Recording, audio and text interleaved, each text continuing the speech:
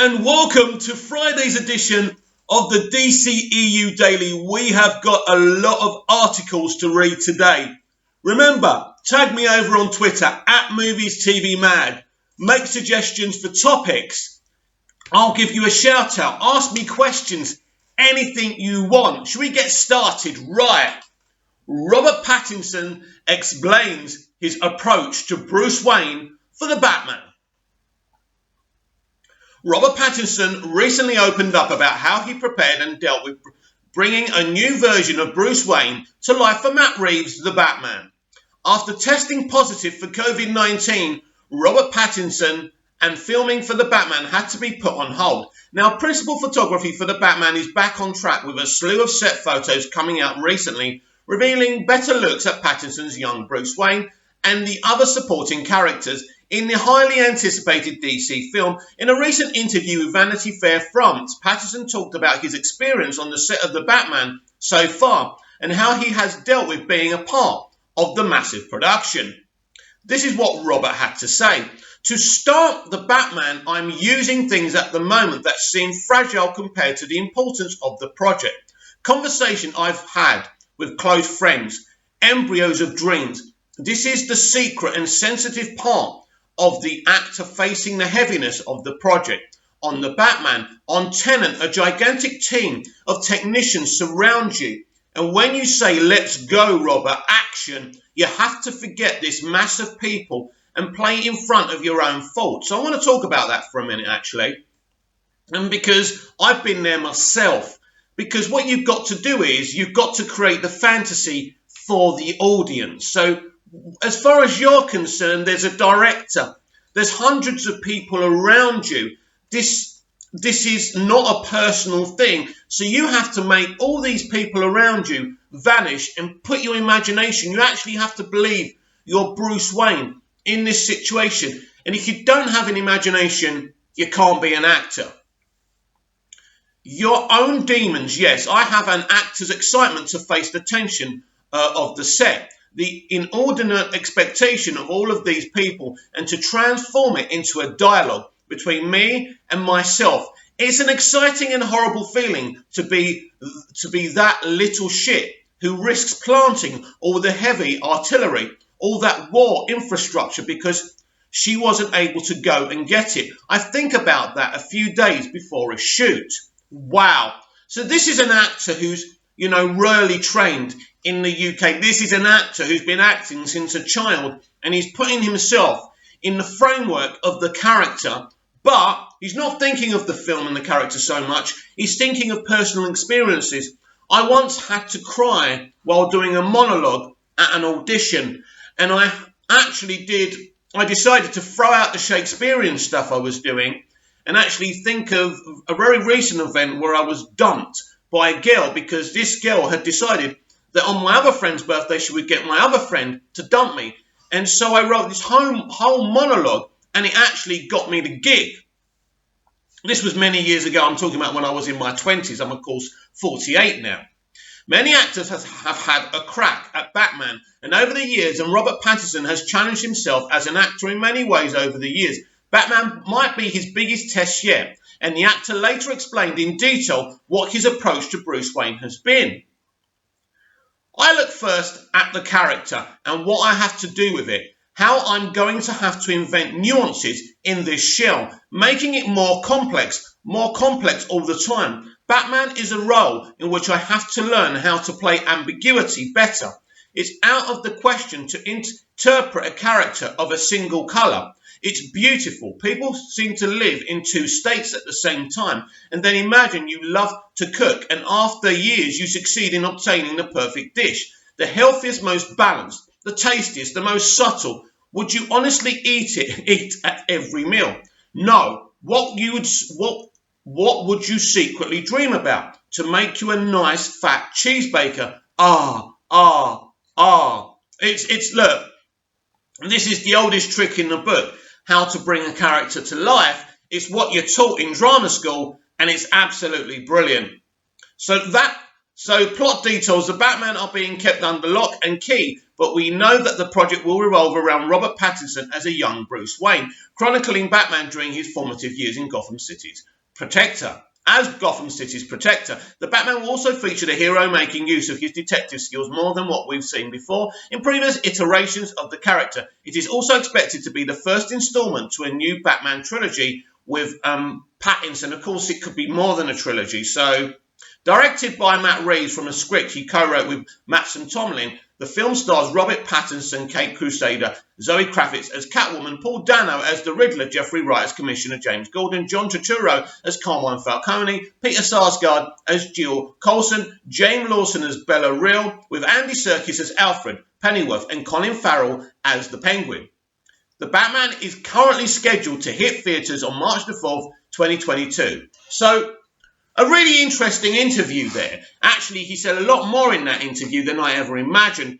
But it's always important and good to see the nuances an actor uses to play these characters, because in a kind of tragedy in the entertainment industry right now, capes are the only things these talented people can do. It seems there's very few other films. Now, Pattinson's been lucky to make a lot of indie movies where he can use these nuances, should I say. But the point being is that this is a brilliant piece of casting. A lot of people was not happy about this casting. I always was. People who don't know much about Pattinson and his history as an actor just go back to Twilight. But he's done much more than that.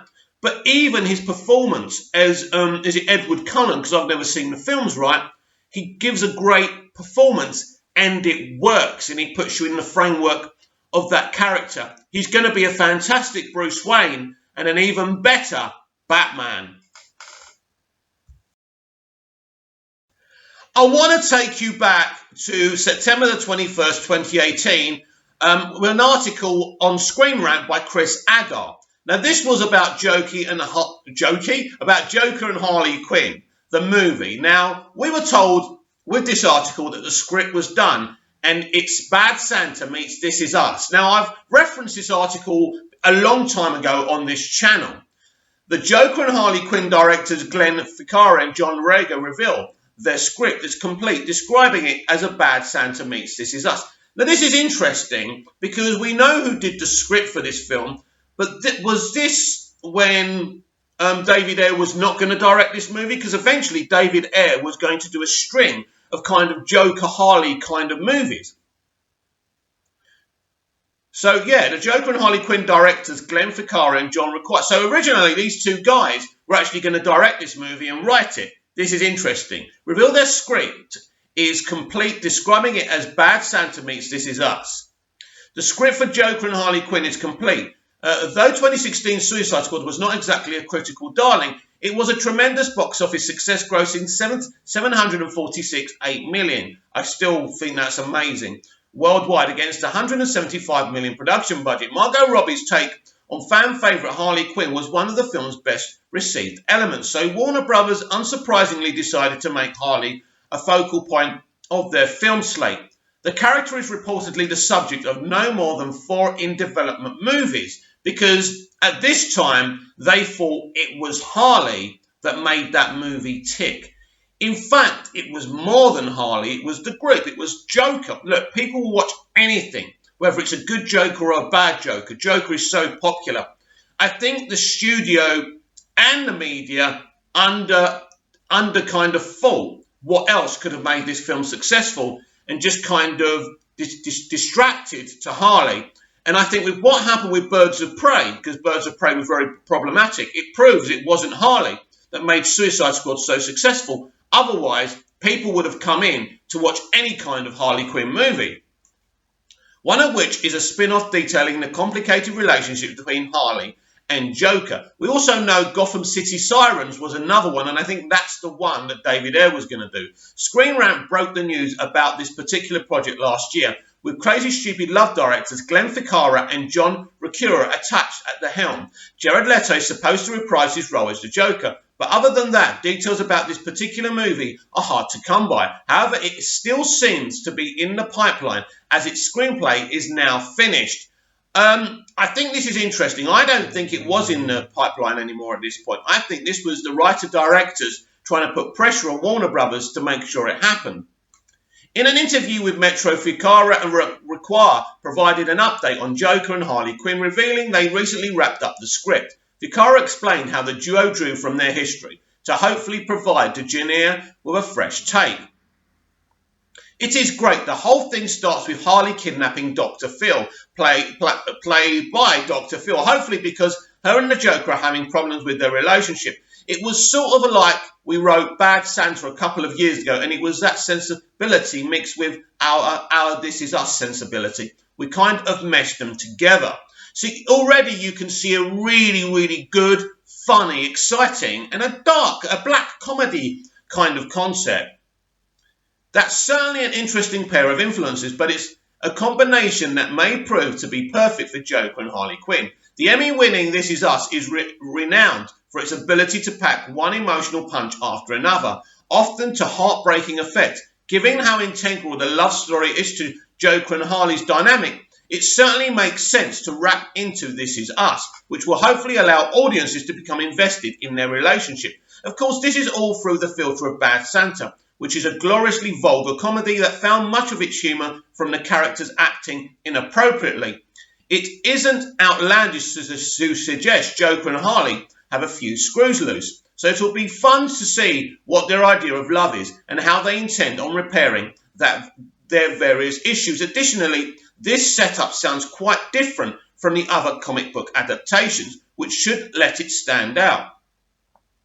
Of course, the bigger question is when or if the Joker and Harley Quinn sees the light of day in the aftermath of Justice League underwhelming box office performance. Yeah, we're going back to those days. Warner Brothers is taking a step back, reportedly aiming to reset the DC movie universe. And as we know from DC Fandom, that's going to happen via the tunnel of Flashpoint. So this was actually true back then. Amazing.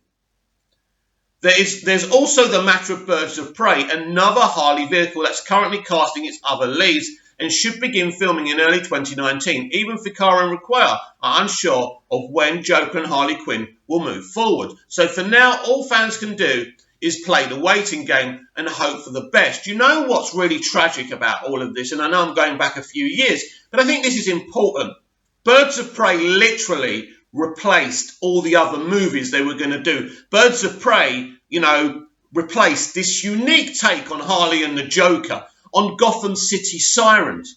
Those films were literally cancelled for Birds of Prey and the fantabulous emancipation of one Harley Quinn, which was ultimately a failure. What a shame they went a different direction, and that direction simply didn't work. And that breaks my heart.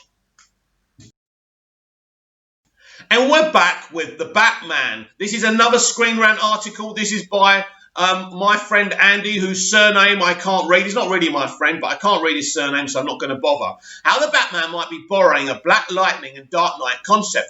As the Batman keeps filming, set photos may be hinting at the franchise using a similar concept that Black Lightning and the Dark Knight films used. Set photos from the Batman have possibly given some clues about what kind of DC universe the Robert Pattison franchise is setting up and how it may be taking a page out of Black Lightning and the Dark Knight books. I kind of already can see where he's going with this. The British actor is the latest star to bring the Dark Knight to the big screen, but will be set outside of the ongoing DCEU. While Pattinson's Batman may not share the screen on any crossovers with Henry Cavill's Superman or Gal Gadot's Wonder Woman, the DC detective may meet new versions of the other Trinity members. With production fully underway, the Batman's new set pictures have revealed a scene in which two extras were shown dressed up as the Man of Steel and the Amazonian warrior. While yet to be confirmed, the setting seems to be for a Halloween party, hence why they're dressed up as those DC heroes. What is still a mystery, though, is whether or not heroes like Superman and Wonder Woman are actually real people in this universe or simply fictional characters published by DC Comics. Even the Flash has been hinted to exist somehow in Pattinson's universe. Since the Batman is focusing on Bruce's second year as a crime fighter, it's uncertain if he'd even have any relationship with those characters at this point. Until the questions get a proper answer, this isn't the first time that a DC live-action property has dealt with the existence of other established characters. Differently, the Batman official trailer, and from quotes by Matt Reeves, been hinted to be a very noir and dark universe for the latest take on the Caped Crusader. However, that doesn't necessarily mean that it won't have a new take on the DC universe in mind. This is what the Batman might be borrowing from Black Lightning and the Dark Knight trilogy, and what the new franchise should ultimately do as a separate DC film franchise. When Black Lightning initially premiered on the CW, the creators and the writers had made the call to set the series outside the ongoing Arrowverse, despite being executive produced by Greg Berlanti, who helped create all the other Arrowverse dramas. Black Lightning was placed in its own continuity. A lot of it had to do with the creators wanting to establish Jefferson Pierce and his family properly before even considering including Black Lightning in the crossover. With the other DC shows, however, it didn't stop them from having fun with teasing a larger DC world within their Earth, but in their own fun ways. In the first 2 seasons, the characters would intermittently reference other popular DC characters. Heroes like Supergirl and Vixen were referenced, but never really specified if they existed or not on Black Lightning's Earth. And when Grace Choi was introduced, she was seen with an Outsiders comic published by DC Comics, as the series eventually adapted the team in the 3rd season. Answers were finally given when Black Lightning took part in Crisis on Infinite Earths, as Jefferson was transported to Earth 1 to help stop the Anti-Monitor during his big guest spot. Black Lightning viewers were properly given an answer when Jefferson saw the 2 Supermen in front of him. When he saw the Men of Steel in front of him, Jefferson said, So the Superman thing is real. Oh, damn. After all these years, while completely gushing about what's in front of him, even during the winter premiere of Black Lightning, taking place right after the creation of Earth Prime, Jefferson is telling a not-present Gamby that Superman is real. His moment in the crossover confirms that before his Earth was destroyed, characters like Superman, Supergirl, Vixen, and more were only fictional characters that people read about in comics. Now that the DC superheroes are all in the same universe, Black Lightning actually gets to engage with these heroes as real people, as opposed to having to only see them in the pages of the comics. While that was Black Lightning's approach to include the DC brand within their world, Christopher Nolan's Batman films had a different setting. Throughout all 3 films, Nolan created a Batman universe that was completely set in reality, hence the grounded reimaginations of certain elements from the comics. Despite using characters like Ra's al Ghul and Bane, 2 villains that are more than street-level criminals, Nolan retooled them to act as if they could be real in this world elements. Like the supernatural Lazarus Pit or Bane's super steroid venom were removed from those characters, which are 2 big parts of those villains. But the core of this franchise was to be able to tell a Batman story as realistically as possible. What would an actual playboy billionaire do in order to become a masked vigilante that strikes fear in everyone who lives in Gotham City? Aspects such as how to make a batsuit that would actually work in the real world was a big arc in Batman Begins. I loved that element actually, I thought that was great. But at no point did the idea of superheroes existing in Christian Bale's universe ever seem a possibility at all. No references to other DC heroes are ever made in any of the 3 films. The concept is further proved in The Dark Knight Rises during Bane's invasion of Gotham City. Had someone as powerful as Superman existed, there's no justifying why he wouldn't simply fly over and help out in any other way possible. Right, can I just bring this down? I hate when they say this. Why couldn't Superman help in this incident or that Superman? Maybe Superman's in outer space. Maybe Superman's fighting Lex Luthor. Maybe Superman's doing a billion other things, so he can't help. Superman can't do 2 things at once, and he can't travel as fast as the Flash. So actually, this is an absolute ridiculous analogy. Simply fly over and help out in any way possible, as Bane's terrorism wasn't exactly hidden from the rest of the world. At the start of Bruce's run, the emergence of this vigilante never got compared to other figures like him by citizens or the media in the universe. The franchise always indicated that the creation of Batman was the first time the world had ever witnessed a superhero. The ending of The Dark Knight Rises supports that idea even more after Batman's sacrifice gets massively recognised. Since the Dark Knight films already established that Batman was the only superhero in that world, this should push the Batman even further to not take that route. The latest reboot will be the launch of a new franchise that will follow Pattinson's rookie Batman across multiple films. By limiting the character from the supernatural and sci-fi corners of the DC universe, it shuts the door on a lot of potentials Batman has and always will be the best depicted when it's set in a gritty and intense world. However, many of the character's strongest arcs and journeys have involved Bruce having to take on something like Killer Croc or Ra's al Ghul, who has lived for over 600 years, or a Bane fueled by Venom.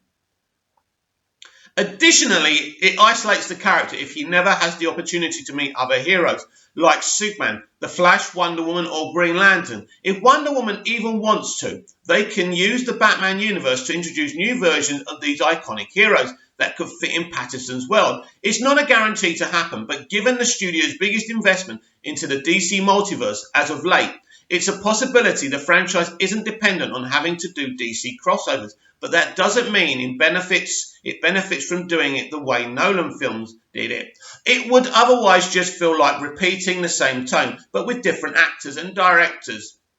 Looking back at the Batman films from the 90s, that franchise never had their Dark Knight meet other DC heroes, even though Schumacher's film both referenced Superman in passing.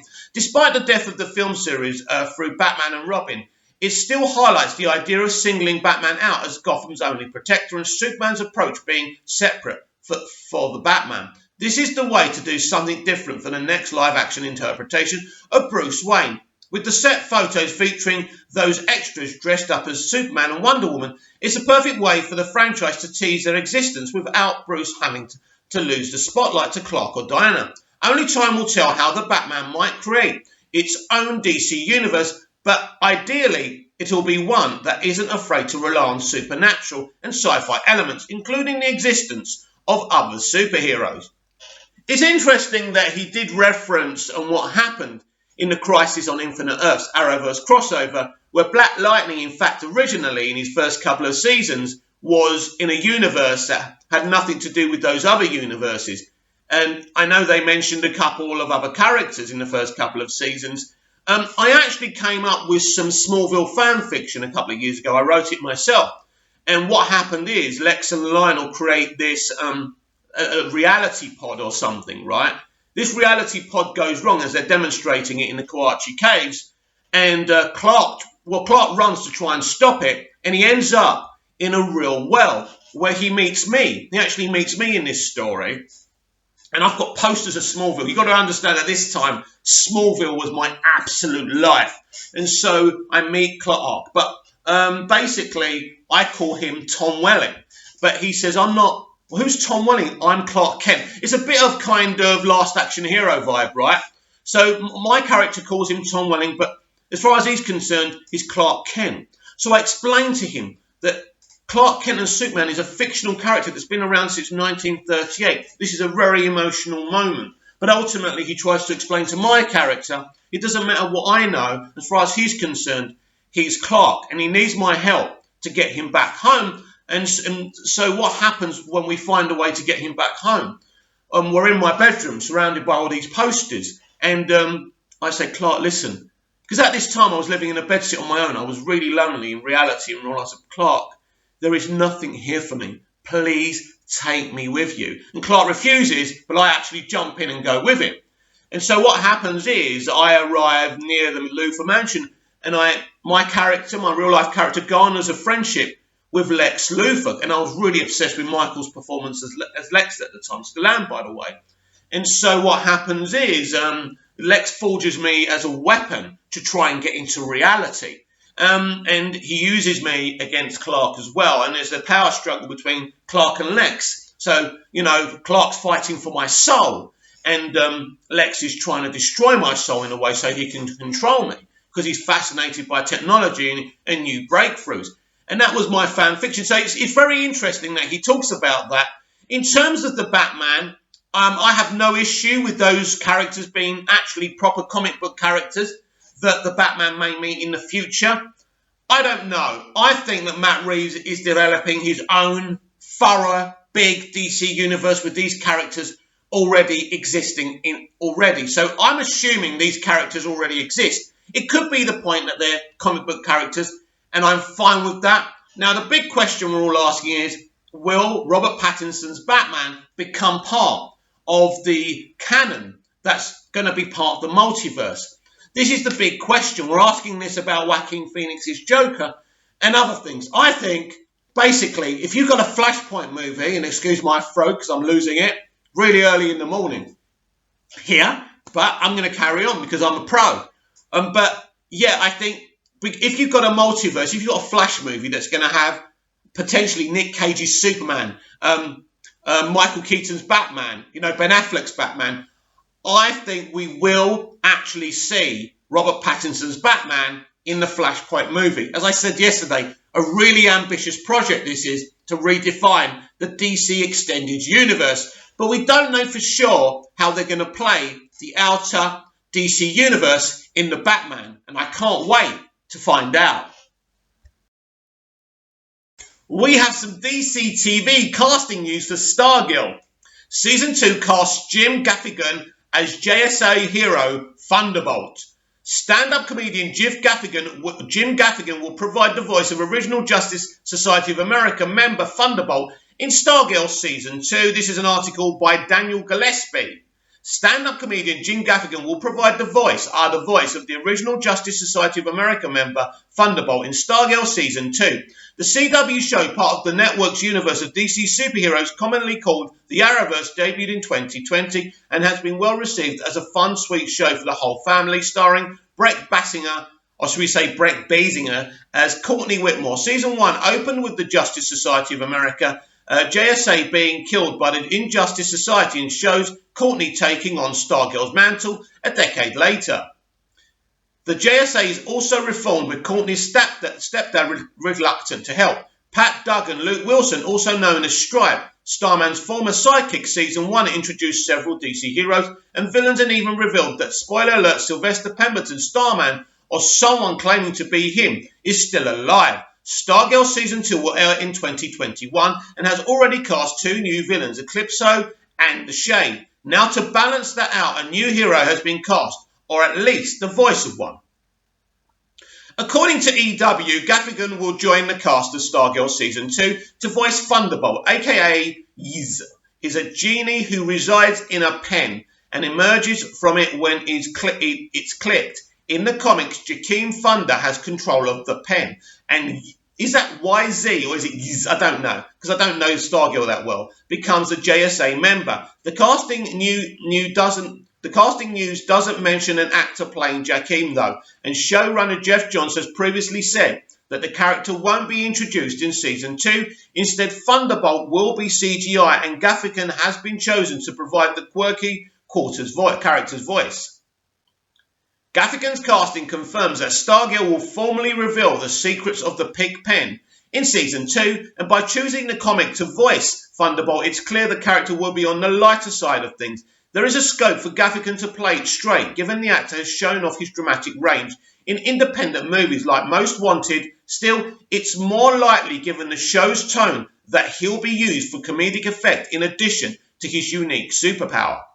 The news also reveals that the pre-production on Stargirl Season 2 is going full steam ahead. It also hints that the DC show is looking at delving deeper into its lore for the sophomore season and building on the universe it established so well in Season 1. More casting news is likely to come in over the coming weeks as the series inches closer to production. You see, this is the beauty of having someone like Jeff Johns run this show, someone who understands the DC universe so well. He did such a good job with the first season. I'm really looking forward to see what they do with Stargirl in Season 2, but this is very promising with the introduction of Thunderbolt.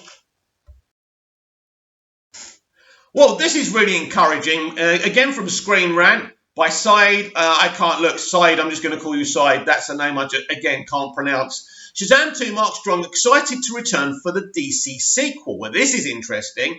Mark Strong, who played the evil Dr. Sivana in the 2019 Shazam movie, says that he's quite keen on returning for Shazam Fury of the Gods. After essaying the main antagonist, Dr. Theodos Sivana in Shazam, Mark Strong wants to return for Shazam! Fury of the Gods, directed by David F. Sandberg. Shazam is a superhero film based on the DC Comics character of the same name. The movie follows troubled orphan Billy Batson, Asher Angel, who, after acquiring powers from an ancient wizard, develops the ability to transform into an adult superhero, Zachary Levi. Batson subsequently joins hands with his superpowered foster family, who help him take down the evil 7 deadly sins and the cunning Dr. Sivana. Shazam! Fury of the Gods serves as a prequel to Sandberg's original movie. It is scheduled to release on June the 2nd, 2023. That date still depresses me, you know.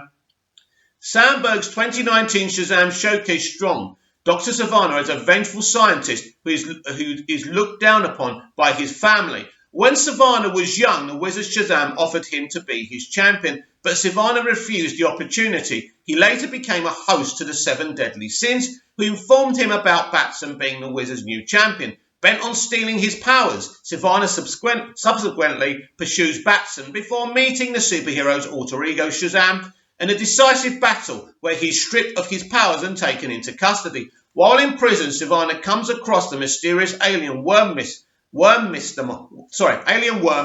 Mind, and together they plan on taking over the 7 realms. He's definitely going to be in the sequel, by the way.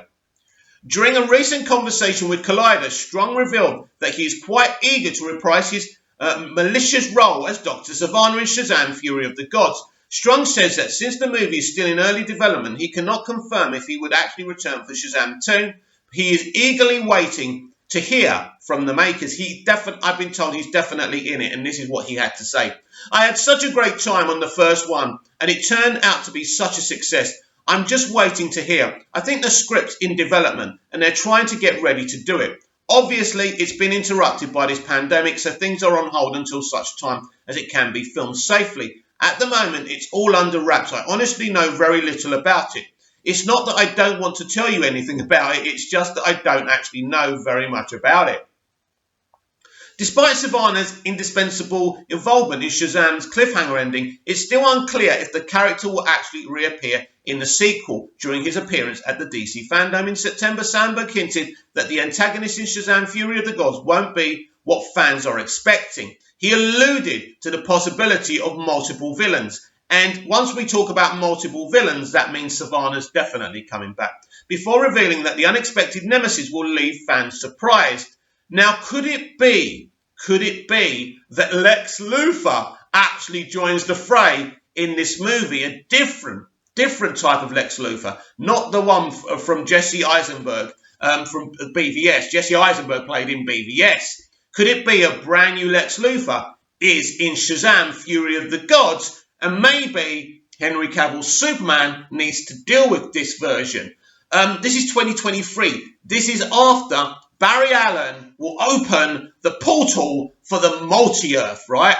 So, the multiverse will open from 2022 onwards after the Flashpoint movie. So anything that happens in 2023, and this could be part of the reason it's actually been delayed and maybe not so much about the pandemic, this is very interesting. There were rounds about Shazam 2 casting a new trio of evil sisters. While the filmmakers haven't yet confirmed the reports, they have since given rise to speculations about how the sisters will represent the Wicked Comics dragon, the 3 faces of evil, and serve as the main template for the conflict in the new movie. So my Lex Luthor thing just went out the window. But never mind, it was an idea that lasted for 5 seconds, right? While it's unnatural to expect Strong's Dr. Sivana to return as the main villain in Shazam! Fury of the Gods, his reappearance as a supporting antagonist is only inevitable. Yes, of course. If the new trio of evil sisters is actually the 3 faces of evil, then Shazam 2 has ample opportunity to merge the new movie's plot with Dr. Sivana and Mr. Mind's storyline. After all, Mr. Mind and the evil dragon were both trapped in the Rock of Eternity, and Dr. Sivana has a particular reputation for releasing monsters from the Cursed Rock. It's therefore quite likely that in the new movie, Mr. Mind will exploit Sivana into unleashing the 3 new villains, perhaps at the cost of his own life. Let's hope they don't kill him off. That would be ridiculous. But I'm excited for Shazam! Fury of the Gods. I'm a bit devastated and depressed, really, that it's been delayed to 2023. But we'll see eventually. We've got, 3 years to wait, and hopefully we can sort this pandemic out, get some kind of vaccine or something that reduces the symptoms so we can all get back to some kind of normality and enjoy our movies at the movie theatres again. But right now, it's not looking good. But I absolutely am very, very confident that we will see Dr. Sivana in Shazam! Fury of the Gods. So the Illuminati are back with the vengeance with a good little article, The Villains of Black Adam, Sabbac and Eclipso. This was posted by Corbin Shankin and, no, this was posted by Corbin Shankin. I thought I saw another name on there, never mind. Sabbac and Eclipsos may not be the first names you think of when someone brings up DC supervillains. In all likelihood, the names of these two demonic antagonists are brand new to you. The good news, Black Adam fans, is that we're here to break down everything you need to know about Bruce Gordon and Ismail Gregor. The history of Eclipso. Well, we'll start with Bruce Gordon or Eclipso, as an Illuminati breakdown of Sabbac is right here for your reading, please. Your pleasure. Bruce Gordon, as in a house joke, an amalgamation of Bruce Wayne and Jim Gordon, courtesy of character creator Bob Hanning, was a scientist who specialized in solar power, a little on the nose, I know, and wound it up on Diablo Island. It was here that he would be possessed by the villainous Eclipso, the fallen wrath of God. Now, it's difficult to explain Eclipso's powers properly without comparing him to the spirit of vengeance, Zarathos, in the Marvel Universe, or to his DCU successor, the Spectre. Eclipso is an extremely old force, one that predates humanity itself. He is the embodiment of God's fury, and to give you an idea of how insanely powerful this being is, he is solely responsible for the Great Flood in the Bible. Both the Spectre and Eclipso have accomplished feats of incredible strength and fought against Omega level or stronger entities in multiple times. Now, we've got a little picture of him here, which is very, very helpful. So that's what he looks like. It looks pretty awesome, doesn't he? So if we carry on reading about this, since he was corrupted, Eclipso became more closely aligned with revenge and holy justice and became trapped in the heart of darkness.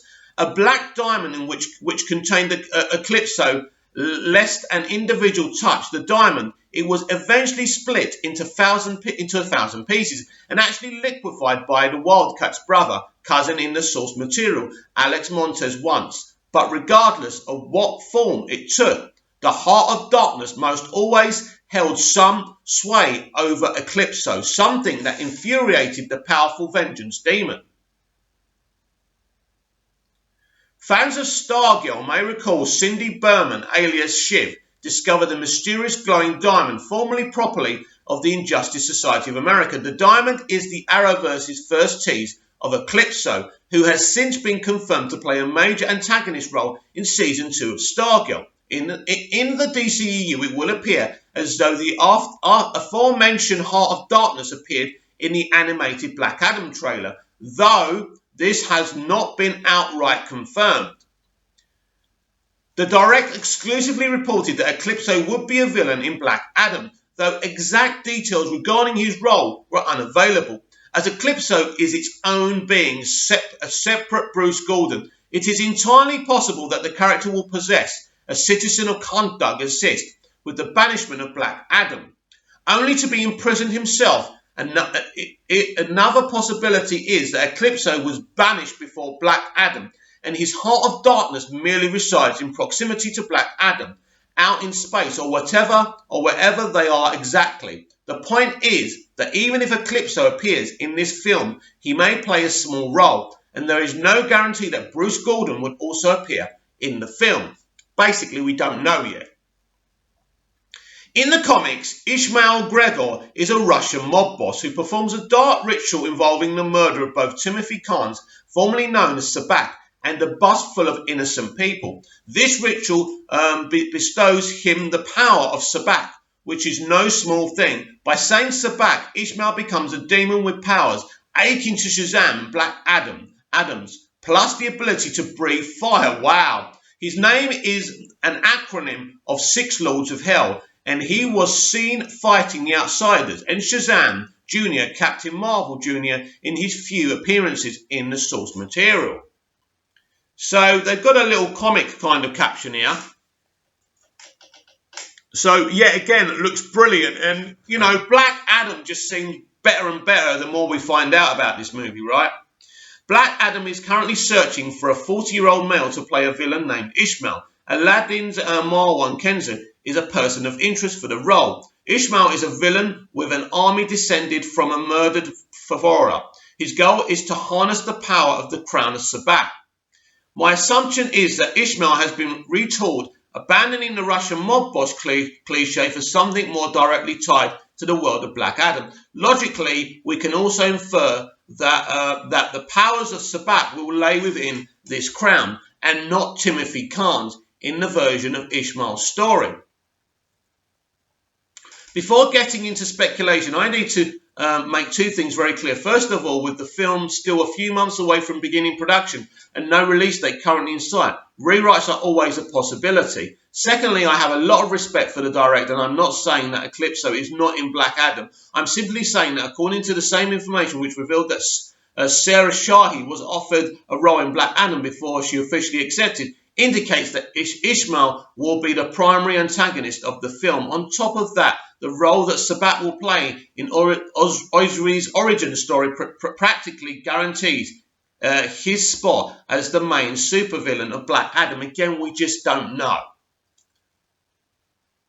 Theoretically, Black Adam could open up in ancient Kanda, following the Tef Adam and possibly Prince Khufu in their liberation of the country. Tef Adam's unbridled rage would lead the wizard Shazam to banish him. Eclipso, if he is in the film, would likely factor into this prologue of sorts, as the primary storyline will focus on Black Adam, the Justice Society ISIS, and the fight against Ishmael Sabak. Eclipso might have possessed the aforementioned murdered Varora, or he might have helped Black Adam and Prince Corfu overthrow the regime in Kadag. If he appears in the scene set in the present day, perhaps he could be mentioned or shown to be an enemy of the JSA. There are a number of ways which he could factor into the plot of the movie in a small role. Personally, I would like to see how the Black Marvel family would fare against Sabak and Eclipso simultaneously, though that isn't likely to happen. Would you prefer to see Eclipso or whatever? Yeah, we'd love to see Eclipso. Look, there's a lot of things happening with this movie and the DCEU right now, but even though he seems to think he knows what could happen or might happen, nobody really knows. But all these mentions of all these characters and these two villains I didn't know nothing about until I read this article. So thank you to the Illuminati. Very, very informative and educational. I'd love to see these two villains in the Black Adam movie, but only time will tell. And finally today, I've been sent this article from CBR.com from Scott Edwards. Remember, tag me on Twitter @MoviesTVMad and make suggestions to me, please, so somebody else can have a go as well. Anyway, back in January 2020, before the world went to shit, CBR.com had this to say: Crisis on Infinite Earth cements the Arrowverse's new leader. Following the death of Oliver Queen, the Arrowverse is in need of new leadership, and it has the perfect candidate in Sarah Lance. Whenever there was a crossover in the Arrowverse, Oliver Queen was always front and centre to lead the charge. It made sense as the Green Arrow was the universe's original hero, and his knowledge of tactic always gave him and his friends a leg up. Oliver was such a leader that when he nominated Barry to take over in the Invasion event, everyone looked to Oliver anyway. Yeah, not very fair on Barry though, is it? I don't think Barry Allen in the Arrowverse is much of a leader, to be honest. He's definitely a hero, but whether he's a leader or not, I'm not too sure. However, with Oliver meeting his end in Crisis, he's no longer around to lead his friends into battle. In his absence, however, the CW has already chosen the perfect candidate to pick up the baton. At the end of Crisis, Sarah Lance, aka White Canary, is shown leading the Arrowverse's version of the Justice League. Sarah didn't end up at this point by blind luck. After the wreck of the Queen's Gambit, she spent time with Anthony Evo on the Amazon, serving as his second in command. She defected from him to work with Oliver on Lian Yu and was later taken in by the League of Assassins. She had the personal attention of Ra's al Ghul, partially thanks to her relationship with his daughter Nyssa. Sarah mastered fighting skills, tactics, and presumably leadership skills while with the League.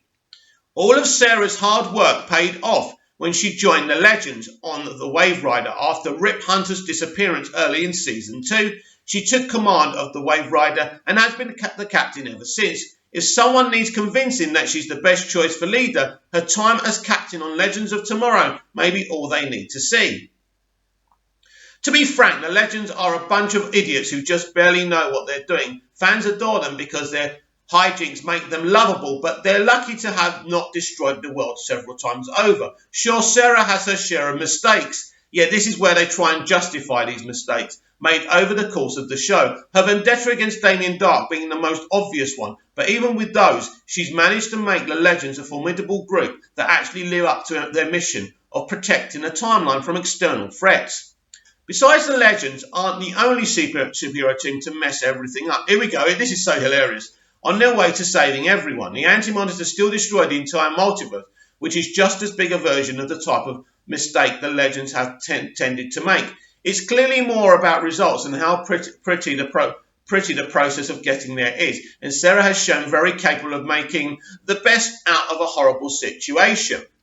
Look, you know, what the Anti-Monitor did was unavoidable. No one could have stopped that, but by the way, Oliver's leadership made sure that the whole of creation wasn't destroyed. Basically, Earth 1 still survived. That's something, right? But ultimately, that's not what happened, because all the multiverse wasn't destroyed. They just don't know it yet. Then there's how she handled things in Crisis. She was the one most affected by Oliver's death, but for good reason. What about his sister? What about his daughter? Yeah, you're talking shit. He was the only link to her life from before it became completely insane. And after a short time talking to Barry about it, she pulled herself together and took over as the leader. With her knowledge and tactical skill, she's the one who could most easily take over. Sarah shared some of the leadership with Barry in Crisis, but it's clear who was really in charge. Oh my God, that these people are right. I don't want to swear. Barry acted as an inspiration for everyone, leading with his heart. But Sarah was the one calling the shots for how to deal with everything from giant hologram Bebo to fighting the Anti-Monitor. With Oliver's death, it looks like Sarah Lance is stepping up to take on the leadership role in the Arrowverse. Going forward, there are obviously other heroes with impressive resumes, but she's clearly the one best suited for the job. But who wrote this? Hang on, let's make sure I finish the article. Yeah, let's see who wrote this. It's got to be a woman, innit? No, by Zachary Candle. Well, we can definitely guess what kind of character Zachary is. Look, let's talk about Greg Berlanti and the political kind of landscape of the CW and Arrowverse anyway. Listen, if anyone's going to be the leader of this Justice League in the Arrowverse, it's going to be Sarah, because she's female and she fits the type of person that they want to see as a leader. So it's probably going to happen anyway. When I look at it, when I look at the other characters, look, I wouldn't say there's many leaders there anyway. Mick Rory would be interesting, but they're not going to choose a guy. They're not going to choose an alpha male, are they? They're going to choose a woman. Look, she probably is the best woman for the job. I just didn't like it when the article went to this whole, I'm justifying her mistakes by bringing up other people's mistakes. It's a classic kind of distractive tactic, isn't it? Oh, she's made mistakes, but what about him? You know, yeah, she cheated on him, but he cheated as well afterwards. It's one of those things. Just because another character isn't a good leader doesn't make Sarah an even better leader. Sarah's a good leader. She inspires people. People look up to her. It's a great performance by Katie Lotz, and I would be more than happy for her to be the leader. But the reason she's going to be the leader is politics and feminism and agenda. And that's a shame, because she genuinely is the right character for the job. That's it for today, everyone. I've been talking flat out for the past 49 minutes and 12 seconds. It's been an amazingly long show. I hope you've enjoyed it. I'll be back tomorrow. See you again soon.